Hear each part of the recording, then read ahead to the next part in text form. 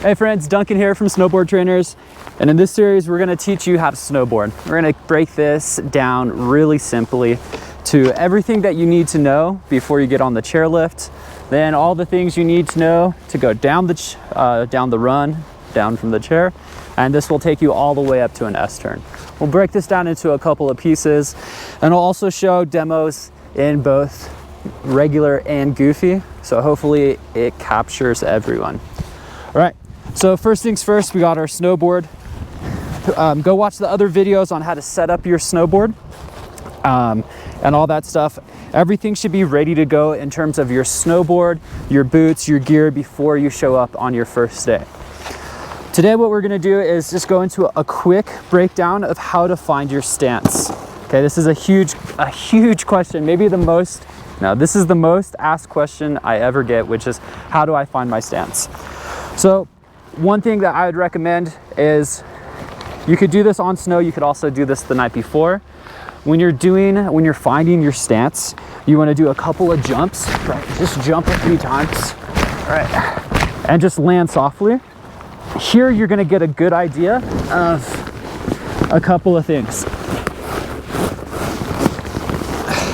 All right, so if I step back, now I know where my feet are and I know about the width. Right, so if I take my snowboard, I've already set up my stance a lot of times, okay?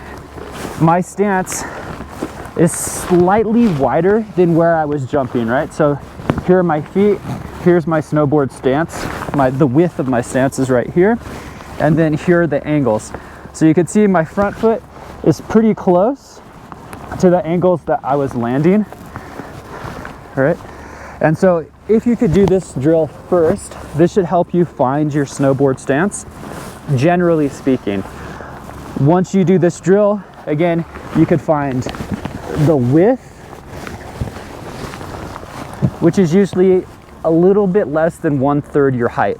So if you're 6 feet, 24 inches here in the States is 1/3 of 6 feet, or 2 feet, 24 inches. My stance is, I think, about 22.5 inches, maybe just shy of 23. My front foot is at plus 12, and my back foot is, no, I have it backwards. My front foot is at plus 15, and my back foot is at minus 12. All right, so I'm slightly directional in a twin stance. All right, and so the reason why I have my stance the way I have my stance is because I might need to go do a lesson and teach somebody who's riding goofy, and I need to be able to go teach them how to ride goofy in a first-time lesson. I might also then go from that lesson to somebody else who's riding regular and wants to go ride down a double black diamond. And if that's the case, then I need to have a stance that allows me to go ride park, that allows me to go do ground tricks, teach a first-time lesson at super slow speeds, or go do some more technical turns or demos. So I need a stance that's very versatile. That's why I have my stance the way it is. When it comes to you and your stance, you have to ask yourself a couple of questions, which is, what stance am I gonna be riding in the most often, right? So you're gonna be riding in your forward or your switch stance. If you're not gonna ride switch, then you could have a much more directional stance where your back foot's gonna be much more straight across the board, maybe negative, I don't know, 9, -5 or whatever, like not a lot. And then your front foot could be more open. So that's gonna set you up to be more directional, whether you're riding regular or goofy. So if you're only riding one way, like your forward stance, then you could set your board up more directional.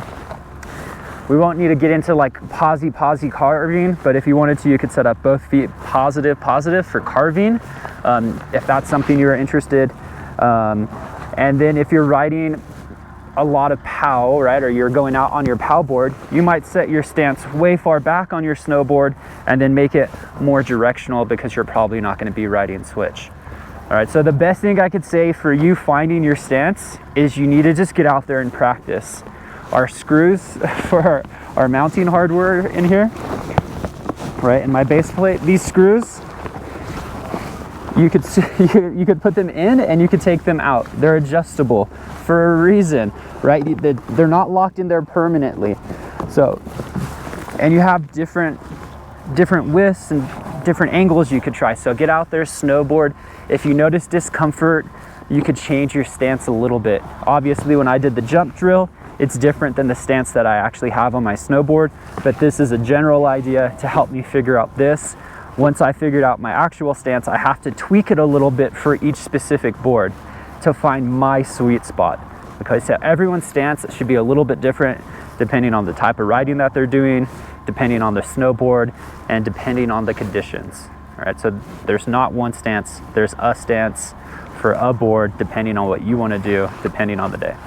If you have any questions, let me know. Other than that, friends, this is again just the first part of finding your stance and helping you learn how to snowboard. Cheers.